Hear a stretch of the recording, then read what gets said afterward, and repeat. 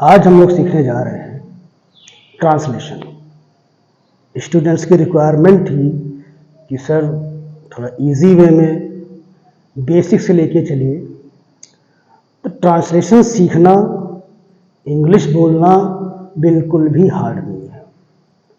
कुछ शब्दों का इस प्रकार से प्रोनाउंस करेंगे कि रीजनल लैंग्वेज में आपको आसानी से समझ में आ जाए। जैसे कि ये आई बोला जाता है, इसको आई बोला जाता है।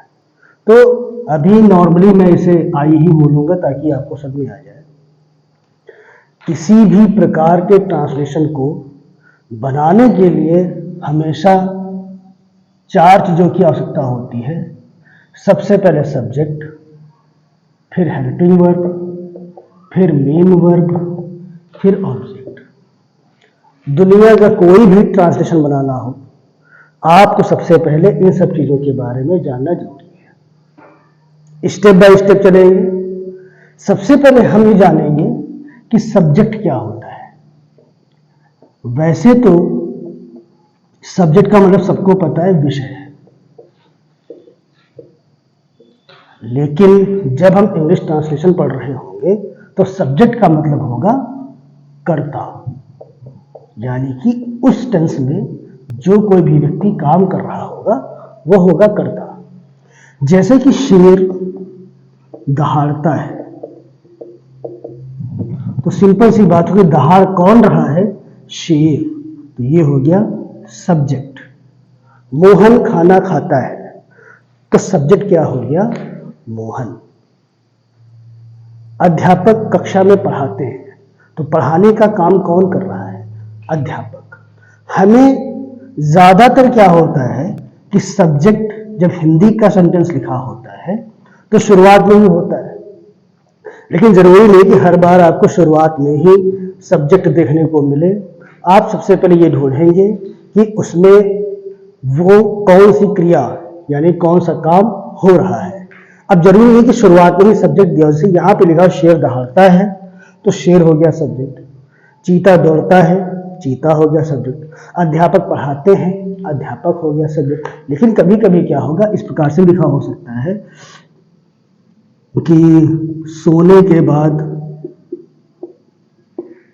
मोहन घर गया, तो यहां पे शुरुआत में लिखा है सोने के बाद, तो ये सब्जेक्ट नहीं है।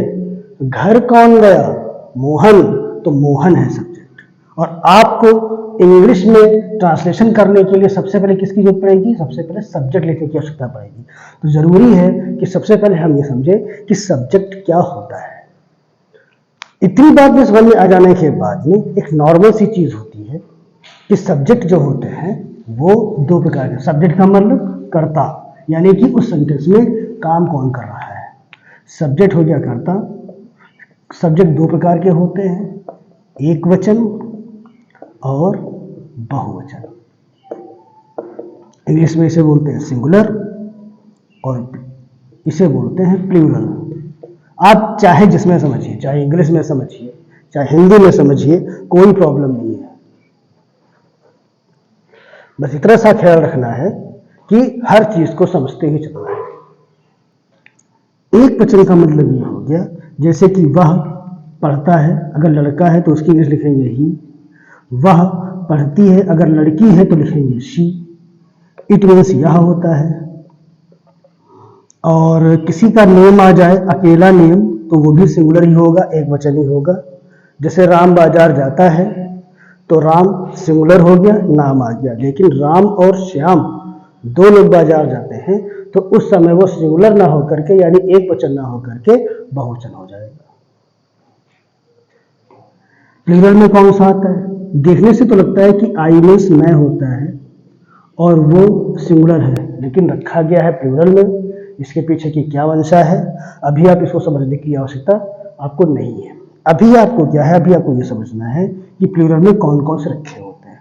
मैं हो गया, तुम हो गया, हम, वे, और जो लगे प्लूरल।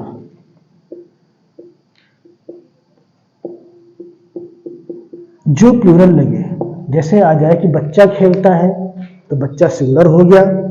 बच्चे खेलते हैं तो प्लूरल हो गया। तो आज आपने ये सीखा है कि सेंटेंस को बनाने के लिए एक टेंस की आवश्यकता होती है, उसमें सब्जेक्ट क्या होता है। इसके बाद में नेक्स्ट वीडियो में हम लोग पढ़ेंगे कि अभी हेल्पिंग वर्ब मेन ऑब्जेक्ट नहीं पढ़ेंगे, मेन वर्ब पढ़ेंगे। तो कंटिन्यू रहिएगा, क्लास में बेसिक से सिखाया जा रहा है, सबको समझ में आ जाएगा और आप फर्राटे से इंग्लिश बोलना सीख जाएंगे।